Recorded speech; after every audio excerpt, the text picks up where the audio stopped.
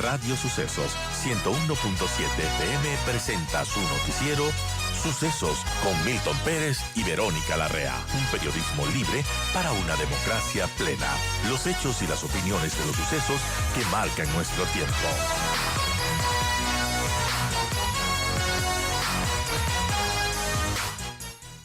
Gracias, concejal, por estar con nosotros. Bienvenido. Y bueno, además de un Viva Quito y estar conmemorando la ciudad, hay temas que sí preocupan, concejal. Buenos días, querida Verónica. Un saludo muy especial a quienes conforman este prestigioso medio de comunicación como Radio Sucesos y fundamentalmente a la audiencia. En este momento se ha dado un paso importante. Se ha puesto en inicio de operaciones comerciales una de las mayores obras de infraestructura que se ha realizado en el país. Es importante recordar que el Metro de Quito ha significado una inversión de nosotros, los quiteños, las quiteñas, de más de 2.100 millones de dólares. Por lo tanto, el Metro de Quito no podía continuar siendo un elefante blanco bajo la tierra. Sin embargo, se ha dado este paso importante, reconociéndolo aquello, es necesario proyectarnos hacia el futuro. Y cuando nosotros nos proyectamos hacia la movilidad del futuro, estamos proyectándonos en la necesidad, primero, de que el metro se convierta en la columna vertebral del sistema de movilidad en Quito. El metro de Quito es un subsistema que para su óptimo funcionamiento tiene que estar integrado a rutas y frecuencias alimentadoras, a la empresa de pasajeros, es decir, el trolebús, la ecovía, entre otros, y a las operadoras de transporte que son de carácter privado.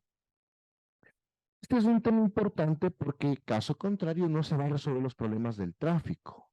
El tráfico vehicular que tenemos en Quito es porque tenemos 500.000 de vehículos particulares que circulan en la ciudad.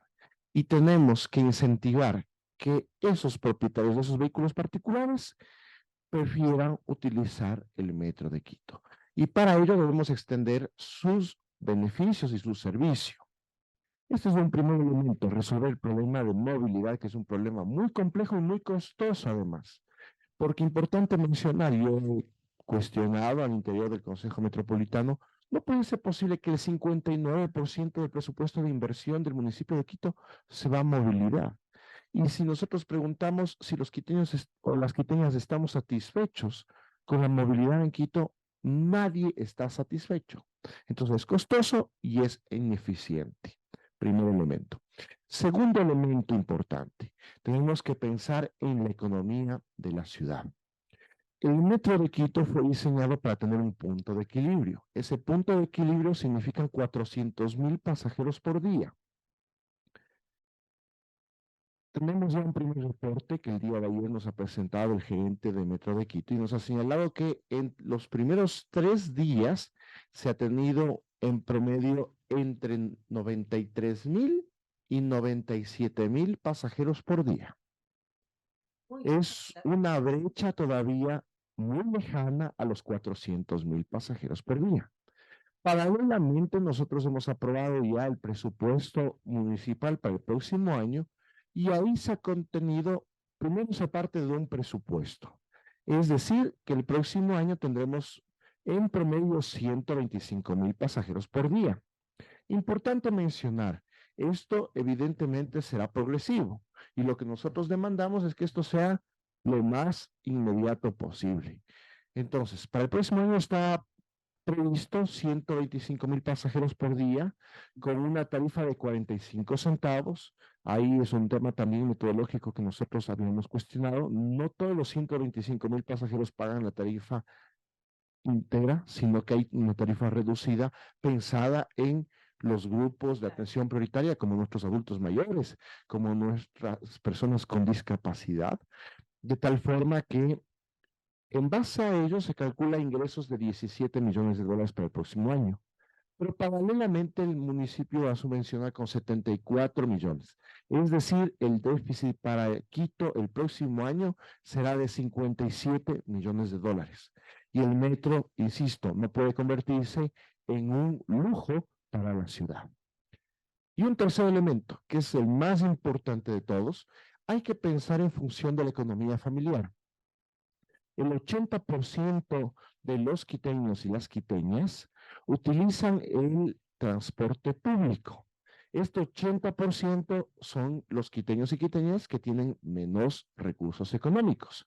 Y mientras no garanticemos la integración del sistema, puede darse el caso de que tengan que tomar un alimentador, el metro y otro alimentador para llegar entre su origen y destino. Eso significa que al día por viaje estarían pagando $1.15. La tarifa máxima aprobada integrada es de 60 centavos. De tal forma que también nuestra misión tiene que ser precautelar la economía familiar y los bolsillos de las quiteñas y las quiteñas y los quiteños en un momento además que la situación económica del país es compleja. Entonces, estos son los tres elementos que me han llevado, no ahora, sino desde junio pasado, a insistir en la necesidad, en la urgencia de que el Metro de Quito, que es un subsistema de transporte importante, esté integrado a los otros modos, mecanismos de movilidad de la ciudad. Eso es una demanda urgente, amigos. Son las 7:28. Estamos con el concejal Andrés Campaña, concejal del Distrito Metropolitano de Quito. Por cierto, un pajarito, colega suyo, concejal Wilson Merino, le manda saludos por su cumpleaños. Así Muchas gracias. Un saludo especial a Wilson. las fiestas de Quito, usted. Sí, claro, nosotros somos muy quiteños, tan quiteños como el ponche. Qué Y bien. agradezco el mensaje de Wilson, que además es uno de los concejales con los cuales precisamente hemos venido demandando estos elementos en cuanto al Metro de Quito. Hay preocupación del Metro de Quito, obviamente, por su sustentabilidad, sostenibilidad. Y claro, haber llegado a esta apertura ya es un logro porque tantas administraciones que han tenido que pasar para que finalmente se dé esto, pero realmente, ¿qué va a pasar con este pendiente que cada administración le ha ido pateando la pelotita hacia adelante? Es la organización de rutas y frecuencias. ¿Por qué, concejal, cree que no ha sido posible poder realmente organizar esas rutas? ¿Qué pasa con eso? Hay dos elementos. Primero tenemos que reconocer que de parte de la institucionalidad no ha habido la voluntad política de avanzar en ese proceso de redistribución de las rutas y frecuencias. Y también existen grupos de presión, existe la incomprensión de este paso tan importante para la movilidad en Quito, que además no solamente tiene implicaciones en cuanto al metro, sino que tiene implicaciones incluso en cuanto a la seguridad vial. Y yo quiero hacer hincapié sobre este otro tema que también es un tema que nos genera muchísima preocupación sobre la siniestralidad en Quito. Lastimosamente, hoy en día está vigente un sistema que es perverso, querida Verónica. El sistema que hoy está vigente alimenta lo que se conoce como la guerra del centavo. Buses que compiten unos a otros en las calles y avenidas de nuestra ciudad para obtener más pasajeros y por lo tanto mayores ingresos, a costa de la seguridad de la vida de los quiteños y las quiteñas.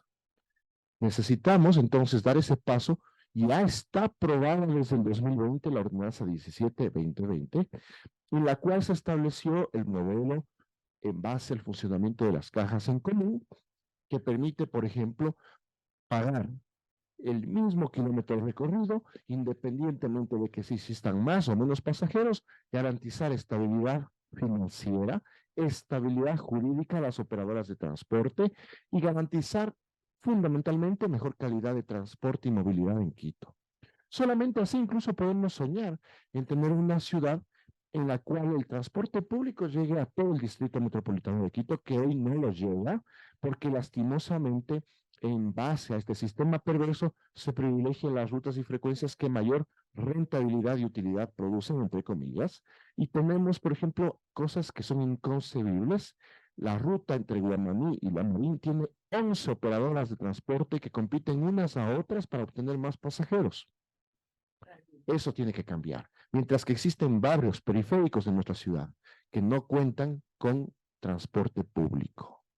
Entonces, ese es un paso importante, como también un paso importante será tener movilidad 24/7, que permita dinamizar la economía, que permita dotar de condiciones de seguridad. Entonces, estos son los elementos que están sobre la mesa, que hemos planteado con insistencia, que gracias a la oportunidad que ustedes nos han brindado en este medio de comunicación, volvemos a hacer pública nuestra preocupación y que esperamos que de parte del alcalde, así nos ha manifestado a él, exista la sensibilidad de procesar estas demandas, que son las demandas ciudadanas. No, demandas que además son lógicas, urgentes y que se han venido pidiendo administración tras administración. Ahora, sobre el metro de Quito, bueno, ¿qué expectativas tiene usted de que realmente pueda servir a los ciudadanos, a los quiteños que lo usan? Hoy presenta un servicio importante. En media hora aproximadamente, uno se puede trasladar a 23 kilómetros en una zona conflictiva como es el Labrador y Quitumbe. Sin embargo, recordemos, la ciudad es mucho más grande y hay una población muy importante que vivimos más al norte del Labrador, más al sur de Quitumbe, en los ejes oriente y occidente. Y precisamente por ello es la necesidad de integrar el sistema para que personas como yo, que por ejemplo yo vivo en el sector de Amarací del Inca, en Solca, me pueda movilizar en un alimentador a la estación del Labrador, o pueda tomar mi bicicleta, porque también hay que garantizar estacionamientos para bicicletas, para automóviles, que es también parte de esta movilidad multimodal. El momento que permitamos que todos los medios de transporte, todos los modos de transporte puedan integrarse, podré fácilmente tomar, y ya de hecho ya lo he hecho, tomar el metro en la estación de Labrador y movilizarme en 12, 15 minutos hasta la Plaza Grande, y de ahí pues llegar al lugar de mi trabajo, en el municipio de Quito. Entonces, ese es el gran desafío, que todos los quiteños sean beneficiados por esta importante obra. Que puedan utilizarla. ¿Y usted cree pertinente, Andrés, que se pueda ampliar las líneas del metro de Quito? Yo creo que es necesario hacer los estudios pertinentes. Recordemos, el Metro de Quito hace 10 años fue concebido para movilizar a 450,000 pasajeros por día. Hoy, los informes que tenemos hasta el momento dan cuenta que en los 3 primeros días tuvimos entre 93,000 y 97,000 pasajeros por día. Entonces, necesitamos informes técnicos que den cuenta de la necesidad de aquello. Yo no me cerraría a la posibilidad de que se extienda el metro, sin embargo, y no me cierro a esta posibilidad pensando precisamente en la necesidad de ampliar los servicios y beneficios que cumple el metro. Sin embargo, también habrá que ponderar y habrá que ver qué resulta más económico. La ampliación del metro a través de la vía subterránea, que tiene unos costos que ya los hemos evidenciado que son costos altos, si bien también ya existe, por ejemplo, algunos elementos que cuando recién se preveyó el tema del metro, no se los contenía porque era realmente novedoso, es decir, a comparación de la primera línea, la segunda línea podría tener costos mucho más bajos porque ya se hicieron las inversiones pertinentes. Por ejemplo, las tuneladoras están aquí, de tal forma que ese es un avance significativo, pero también pues hagamos lo que nos corresponde en este momento. Y el paso subsiguiente es garantizar la integración del sistema, rutas y frecuencias alimentadoras que permitan que el metro se convierta en la columna vertebral de la movilidad en la ciudad.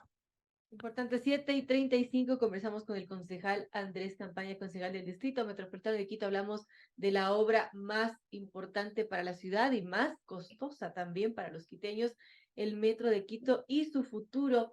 Y bueno, concejal, hablando de las preocupaciones que surgen en torno al metro, tenemos experiencias interesantes en nuestro país, por ejemplo, la aerovía de Guayaquil, tenemos el tranvía de Cuenca, que si bien han sido obras que se han inaugurado, pero parece que tampoco llegan a tener una sostenibilidad financiera. Sí, este es un tema fundamental. Recordemos, en términos generales, todo sistema de movilidad necesita una subvención. Existe casos muy excepcionales, como el caso del metro de Hong Kong, pero porque además existe una visión que es mucho más amplia de la movilidad.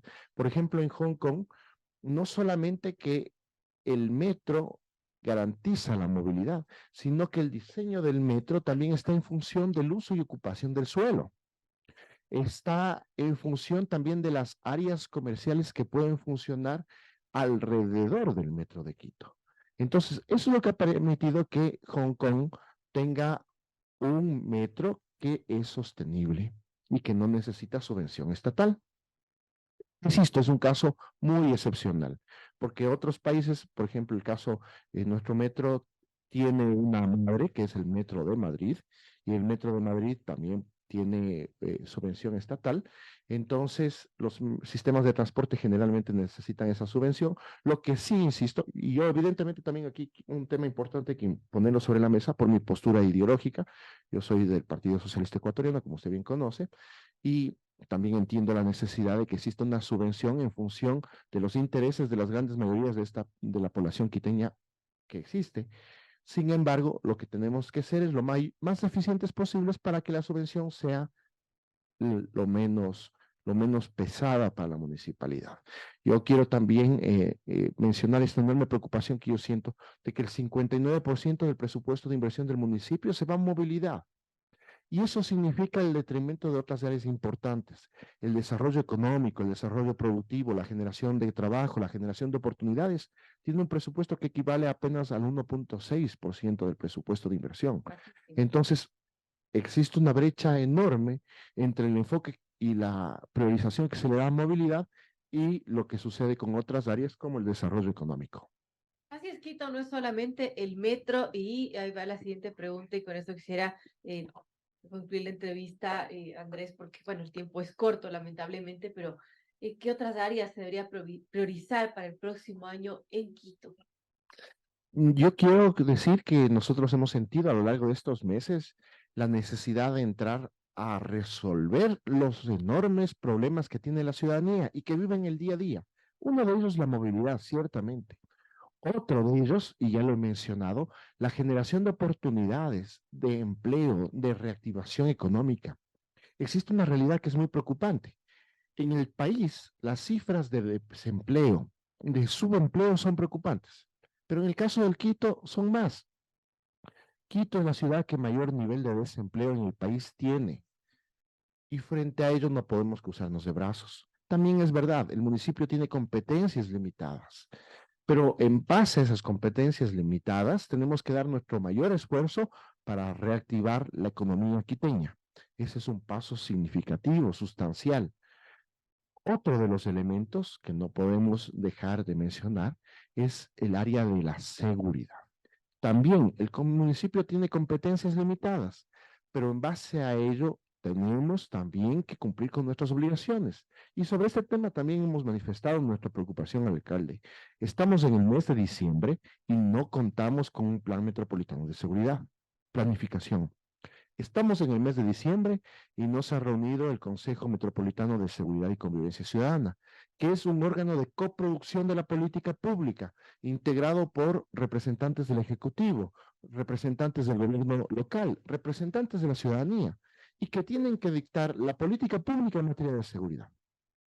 Y otro tercer elemento, desde diciembre pasado se llevó a cabo un proceso de compras públicas para comprar 557 alarmas comunitarias. Ha pasado un año y esas alarmas comunitarias todavía no están en funcionamiento, las 557. De hecho, existe ya un grupo de alarmas, más o menos el alrededor del 10%, que no llegaron a funcionar. Y estamos a la expectativa de que ya se coloquen las otras 500 alarmas y que estén operando en función de la ciudadanía, de garantizar mejores condiciones de seguridad para los quiteños y las quiteñas. Bueno, muchos desafíos sin duda, gracias a Andrés Campaña, concejal de Quito, que además ha venido acá para festejar las fiestas de Quito, los 489 años de Fundación Española y además su cumpleaños. Así que Siempre un gusto gracias por poder estar con nosotros. estar en contacto con los medios, con la ciudadanía, informando de lo que estamos haciendo y sobre todo nuestra preocupación y nuestra defensa de los intereses de quiteños y quiteñas.